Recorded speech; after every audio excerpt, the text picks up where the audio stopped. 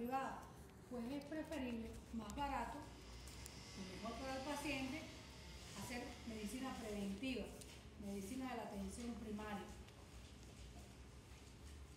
¿Entendieron eso, no? La enfermedad cerebrovascular,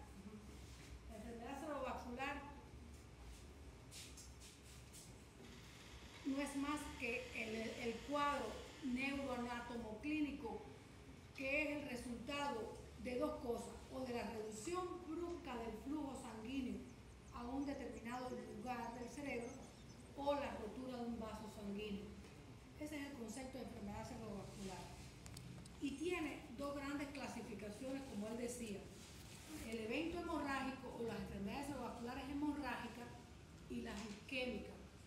Dentro de las hemorrágicas tenemos los hematomas o la hemorragia intracerebral o hematomas parenquimatosos o intraparenquimatosos.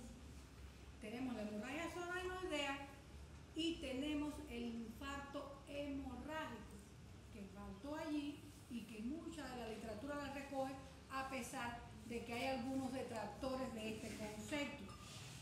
Pero en la medida que ustedes avancen en su carrera como médico, van a ver que sí existen los infartos hemorrágicos. Después vamos a ver qué es un infarto hemorrágico, pero su nombre lo indica. Es un infarto que dentro, o sea, por el proceso inflamatorio que se produce en esa área isquémica o infartada, se rompen vasos que ya quedaron deteriorados o débiles por la isquemia y se produce un sangramiento dentro del propio infarto. Entonces, cuando le hablan de clasificación de las enfermedades cerebrovasculares tipo hemorrágica, hay tres: hematoma intraparenquimatoso, hemorragia solenoidea y los infartos hemorrágicos. Que estos infartos hemorrágicos no tienen que ver y no con este otro, las isquémicas que les voy a hablar. De los hematomas intraparenquimatosos, que tienen que saber, su nombre lo indica, es sangre dentro del parénquima cerebral. Y las causas más frecuentes, él las mencionó: la hipertensión en primer lugar, por eso les hablaba de medicina preventiva, y cuando usted se enfrenta a un paciente con una enfermedad cerebrovascular de este tipo, se da cuenta que no hubo medicina preventiva y no hubo tratamiento hacia todos los factores predisponentes que él mencionó allí, y por tanto la hipertensión es una de las primeras causas. Otra de las causas de un hematoma intraparenquimatoso son las malformaciones arteriovenosas. Cualquiera de nosotros aquí podemos tener una malformación arteriovenosa desde nuestro nacimiento y lo desconocemos. Solo si nos hacemos una angiotomografía o una angioresonancia pudiera ser un hallazgo, y un buen día, en un episodio de hipertensión o de una fuerza brusca, puede romperse el vaso y sangrar. Esa es la segunda causa de hematoma intraparenquimatoso. Les dije, la primera, la hipertensión arterial, las malformaciones arteriovenosas en segundo lugar, y la angiopatía mieloide en tercer lugar, como causa menos frecuente, pero sí se ve sobre todo en ancianos. Me subió la presión, se rompió el vaso dentro del cerebro, se vertió la sangre al espacio intracerebral y aparece el cuadro clínico. Es un cuadro que, a diferencia de los isquémicos, es un cuadro de presentación brusca, con una cefalea brutal. Generalmente lo describen como un cuadro de pérdida aguda de conciencia, como si la literatura lo describe como si lo partiera un rayo, un relámpago en ese momento, porque se le apaga el mundo, caen en coma, generalmente en dependencia también, porque hay que hablar de que en qué lugar está el hematoma. ¿Está bien? Pero generalmente es así: cefalea, vómitos, pérdida del estado de conciencia, defecto motor que se instala en dependencia del lugar donde está el hematoma. ¿Está bien? Como se describió ahí. El diagnóstico de los hematomas intraparenquimatosos, ¿cómo se hace? Él lo dijo: con una tomografía simple, no tiene que ser contrastada. Con una tomografía simple usted ve el hematoma. Están los hematomas profundos, generalmente de causa espontánea como esta, por hipertensión, por malformaciones o por angiopatías. Y están los hematomas traumáticos, que no son objetivos de esto, porque vamos a hablar en trauma de hematomas traumáticos. Estos hematomas traumáticos están más hacia la periferia, más cercanos a la corteza cerebral, por lógica, porque le dieron un golpe en la cabeza o se dio contra algo. Y esos hematomas traumáticos generalmente, porque no todos tienen criterio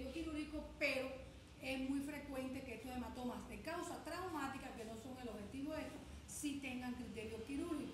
Pero como el que nos ocupa son los espontáneos, estos espontáneos generalmente son hemorragias profundas, hemorragias donde la asequibilidad para el neurocirujano es muy difícil y por tanto igual no todos tienen criterio quirúrgico. Existen criterios quirúrgicos que por supuesto usted se lo remite al neurocirujano, le hace una interconsulta y él sabrá si lo va a operar o no. Pero sí está claro que mientras el neurocirujano decide si lo opera o no, usted tiene que darle un soporte, y él lo dijo bien claro ahí, un soporte ventilatorio, porque independencia si este paciente está en coma o no, lleva intubación, de eso hemos hablado ya en todas las clases, un soporte cardiovascular, ¿está bien? Lleva sonda nasogástrica para evitar la aspiración, lleva sonda vesical para medir diuresis, lleva, en dependencia de si está hipertenso o no, hipotensores como él dijo, pero ojo, solo si la presión sistólica o diastólica se eleva por encima de esos valores que él dijo, o la TA media está por encima de 130. ¿Por qué, señor? Cuando usted tenga un hematoma intraparenquimatoso y usted tenga el paciente hipertenso, ojo, no se faje contra la presión arterial, porque está bien claro que después que usamos esos hipotensores como el nitroprusiato, el labetalol, la nitroglicerina por vía parenteral, generalmente estos pacientes como rebote hacen hipotensión, y si hacen hipotensión ya usted sabe que viene disminución del flujo sanguíneo cerebral, disminución de la presión de perfusión cerebral, y esa área que hay un hematoma deja de estar irrigada y aparecen entonces secundarios a esos infartos, ¿está bien? Cerebral. Por eso no debemos pleitearnos mucho con la presión, solo si sube por encima de esos valores que él dijo, 220 para la sistólica y 120 para la diastólica, o una TA media por encima de 130. Si no es así, lo deja tranquilito con su hipertensión, que es más beneficiosa en ese momento que perjudicial. Lo otro que llevan son anticonvulsivantes de tipo fenitoína, pero no solamente se usan como anticonvulsivantes, porque muchas veces estos pacientes no convulsionan. Se ha demostrado que las fenilidantoínas tienen acción como protector neuronal, y también por eso se indica, igual que el sulfato de magnesio, son protectores neuronales. ¿Está bien? Y otro de los pilares de tratamiento, ya dije, los hipotensores para la... Primero ya dije todas las medidas generales que cada vez que le hablen de un paciente con enfermedad vascular o en coma, ese es el soporte que tienen, la ventilación cardiovascular, la diuresis, la monitorización, todo eso. Les hablé de los hipotensores, les hablé de las anticonvulsivantes, y ahora les voy a hablar de los diuréticos osmóticos. Alrededor de ese hematoma o de ese infarto que ahora vamos a hablar, generalmente hay un área de edema. Y si usted no la trata, si usted no le pone los diuréticos osmóticos como el manitol, lo que hace es que perpetúa más, porque mientras más edema, más hipertensión endocraniana y más problemas, más compresión de estructuras importantes dentro del cerebro. Entonces se impone el uso de manitol en estos pacientes.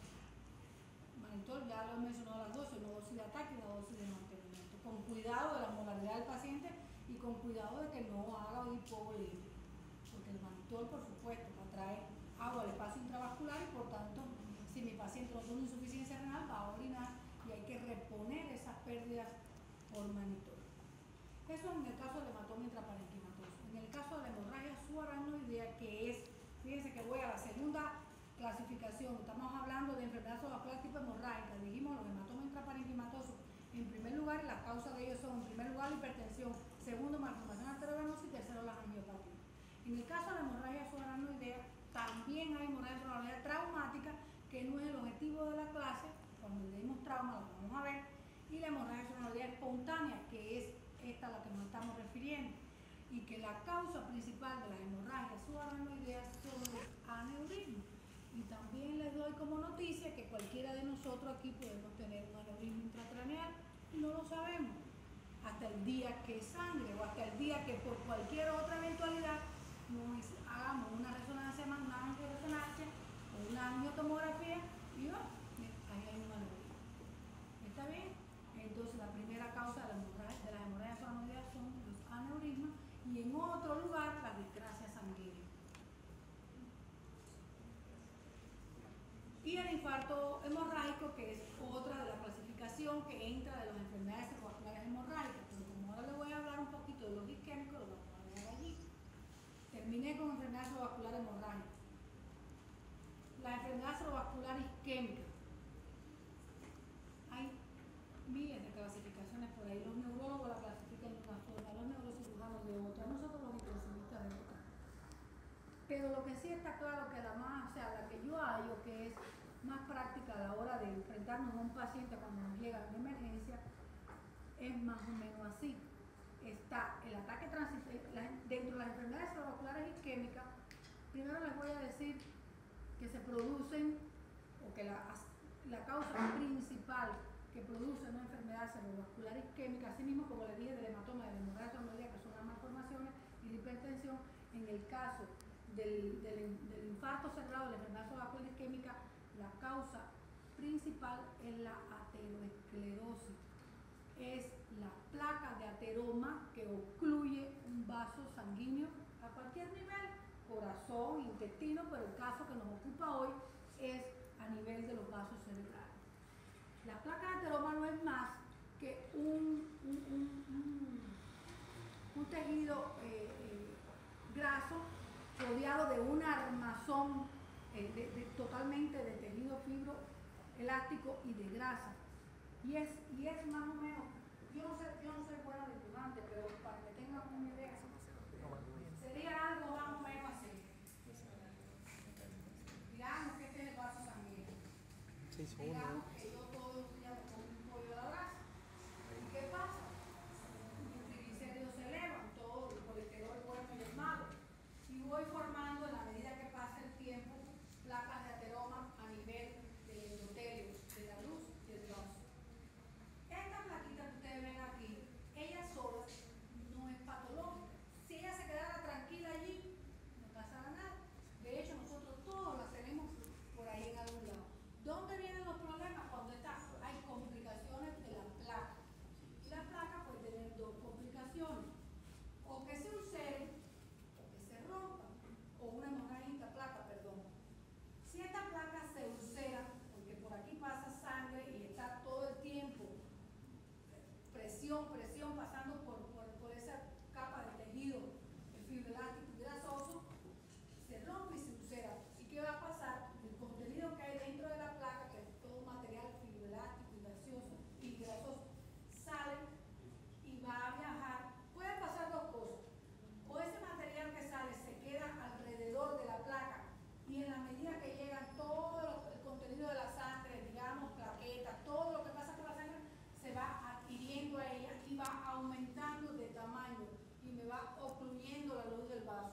O puede pasar otra cosa, no se queda ahí ese material, o sea, no aumenta la placa, sino que uno de ese material fibroelástico viaja en forma de colesterol, en forma de fibrina, viaja y se convierte en un émbolo, y es el embolismo arteria-arteria, y ese émbolo viaja a cualquier vaso, a uno del corazón o del cerebro en este caso, y lo ocluye. Pero otra cosa que puede suceder es que producto de que se ulcera esta placa y sale material dentro de la placa, se desencadena toda la cascada inflamatoria que ustedes conocen. Y esa cascada inflamatoria produce un vasoespasmo a este nivel, o sea, el vaso reacciona ante todo ese contenido, ante todas esas enzimas y factores de la cascada inflamatoria y hace un vasoespasmo, se cierra el vaso y por tanto no llega a circulación al lugar, al tejido que irriga este vaso sanguíneo. Otra cosa que le puede suceder a la placa, no solamente que se ulcere, o cuando está ulcerada puede entrar sangre desde el vaso sanguíneo dentro de la placa, y esta placa con sangre dentro comienza a aumentar y aumentar de tamaño y ocluye la luz del vaso. A veces no entra sangre de aquí para aquí, a veces son los mismos vasos intraplaca, los vasos vasoros, se rompen dentro de la placa y engloban la placa a tal punto que disminuye la luz del vaso, y por aquí pasa sangre que debe irrigar un territorio. ¿Está bien? Un territorio del parénquima cerebral. Y cuando se ocluye este vaso, porque la placa creció o por todas esas explicaciones que yo le di, deja de irrigar un tejido y por tanto está el infarto cerebral. Infarto cerebral que cuando se produce, el área necrosa. Esa es un área que muy rara vez vamos a poder recuperar y es por eso que estos pacientes quedan secuelados de forma invalidante, generalmente no pueden hablar o no pueden caminar. Pero sí existe un área alrededor del infarto donde este vaso irrigó, aquí hay un área, que esta área sí es bien necrótica, bien isquémica, esta no la puedo recuperar, pero alrededor hay un área que se llama área de penumbra isquémica. Y es el área a donde nosotros sí podemos actuar, porque esta área de aquí no se va a recuperar ni en 1, ni en 2 horas, ni en ningún momento. Lo que se infartó, y voy a quedar con alguna secuela, o no me acuerdo quién era mi tío, o no me acuerdo a qué escuela fui, o no muevo una parte de mi cuerpo, pero esta no la recupero. Pero el área de penumbra isquémica sí la puedo recuperar y tengo de 2 a 6 horas para recuperarla.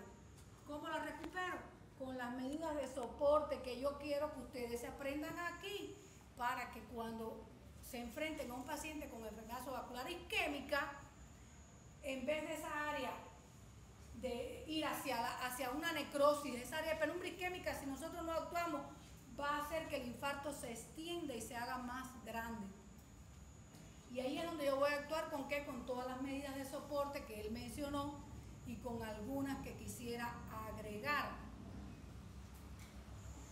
Más adelante, cuando les hable de tratamiento, voy en orden. Le hablé del concepto de enfermedad vascular isquémica, le hablé de la causa más importante de la enfermedad vascular isquémica, que es la ateromatosis o las placas de ateroma. Le expliqué por qué una placa de ateroma ocluye un vaso, todas las formas en que lo puedo ocluir.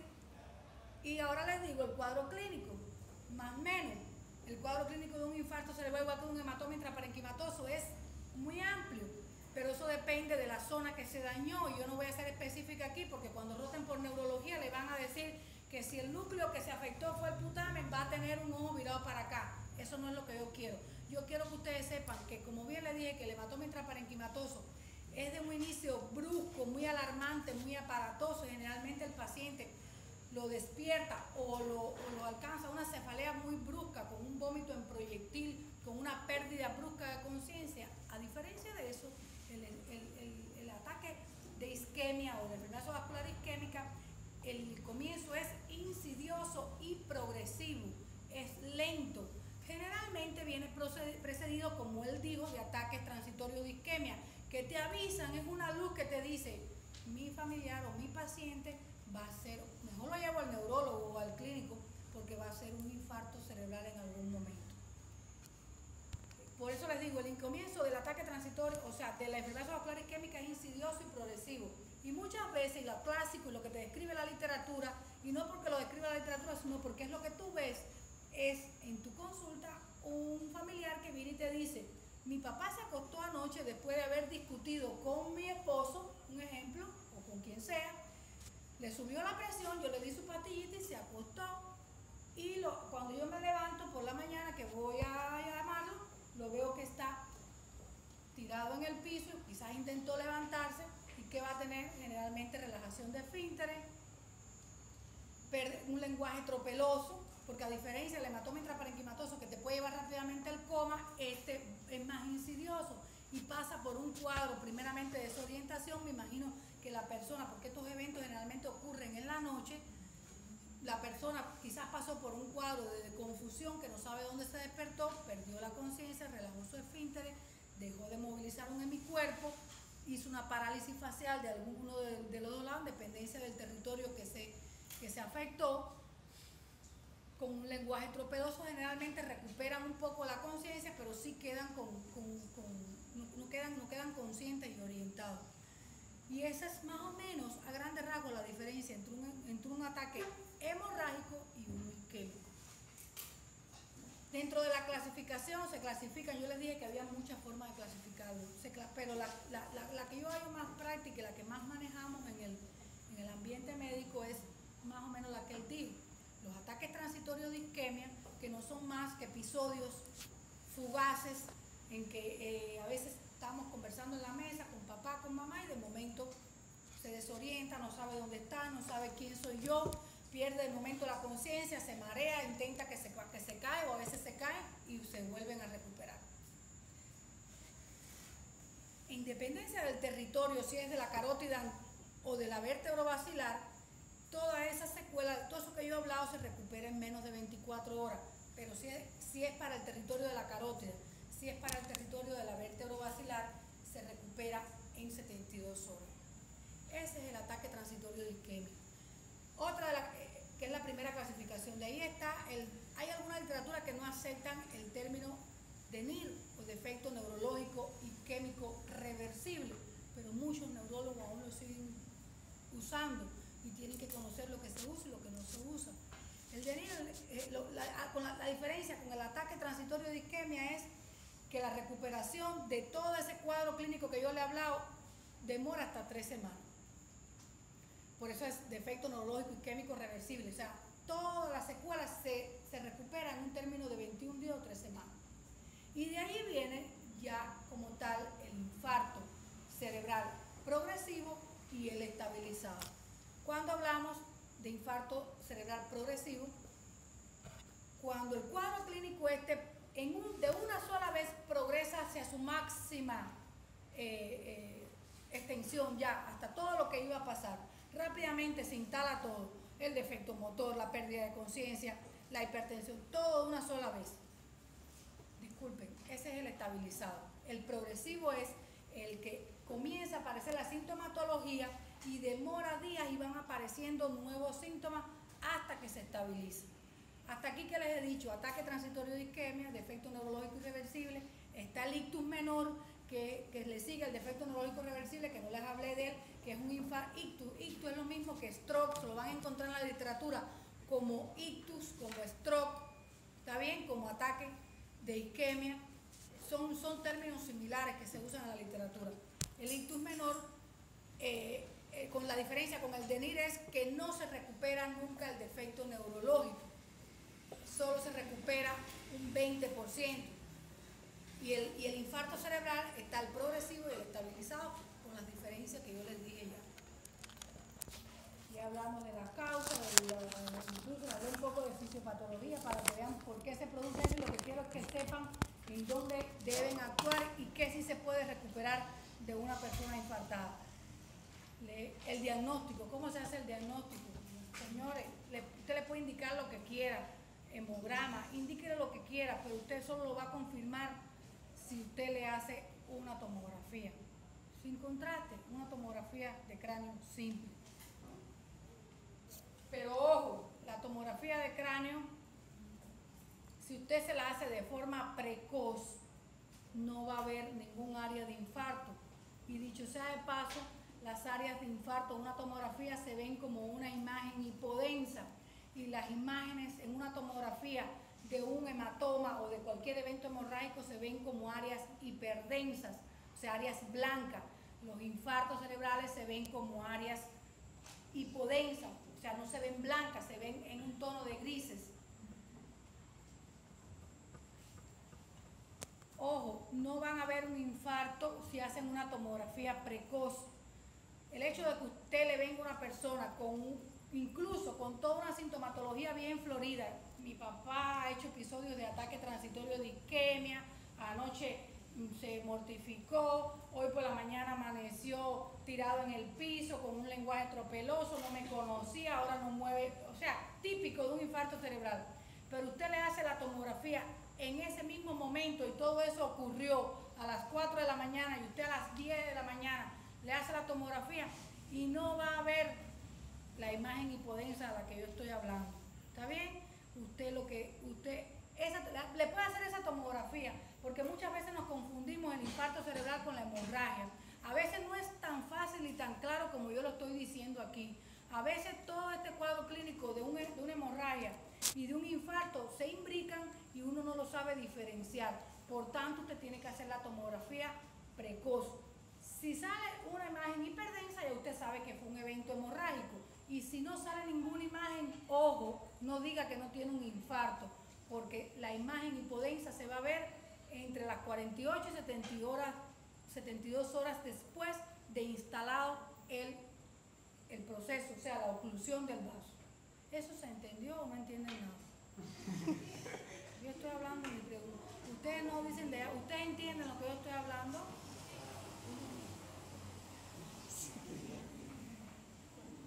Pero eso sí lo entienden. O sea, a diferencia del evento hemorrágico, allí sí rápidamente, mire, cuando se rompe un vaso cerebral y sale sangre al espacio cerebral, rápidamente usted hace una tomografía y al toque lo va a ver la imagen hiperdensa. Pero no es así en el infarto. En el infarto generalmente lo que sucede es que usted no va a ver el área hipodensa. Tiene que esperar entre 48 y 72 horas después para hacerle una segunda tomografía control. Pero eso no quiere decir que su paciente no tenga un infarto. Eso se entiende. Entonces, le hice mi tomografía y tiene un infarto. Vamos a hacer el tratamiento. Y él lo dijo como lo dijo allí. Así es. Todas las medidas generales de soporte. Mire, el infarto cerebral y el infarto y el de hemorragia se tratan en cuanto a medidas generales y medidas específicas casi igual. O sea, hay que tratar la hipertensión, así mismo como les dije, teniendo en cuenta que no hay que luchar contra la hipertensión en caso que no pase de TA media por encima de 130 milímetros de mercurio. Lo que sí se le hay que agregarle al infarto cerebral, y es lo que yo quiero que ustedes aprendan de esta clase, es que si ustedes sospechan, aún no teniendo una tomografía, porque sea un cuadro clínico florido a lo que ustedes se enfrentan, y ustedes sospechan que es un infarto cerebral, deben tratar de darle antiagregantes plaquetarios, que es lo que yo no oí por ahí. ¿Está bien? Aspirina, clopidogrel, trifusal, cualquiera de ellos. El uso de los antiagregantes plaquetarios en el infarto, porque eso es lo que me evita la nueva formación, porque esa placa de ateroma se le adhieran y se le adhieran trombo y crezca más. ¿Está bien? Ahí es donde yo puedo actuar en mi área de penumbra isquémica.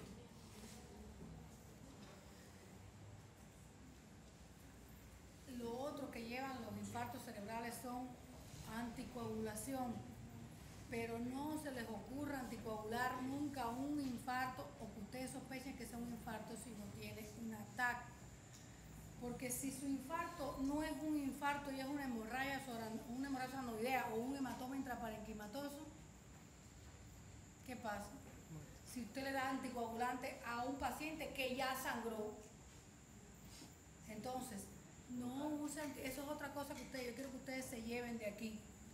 Solo voy a usar anticoagulantes que lo lleva como tratamiento el infarto cerebral, pero solo si tengo un ataque que demuestra que no hay hemorragia. Porque ya les dije que no siempre es tan fácil diferenciar un infarto de una hemorragia. A veces ese cuadro clínico se imbrica y usted no sabe si el paciente tuvo un evento isquémico o un evento hemático. ¿Entendieron algo? Sí.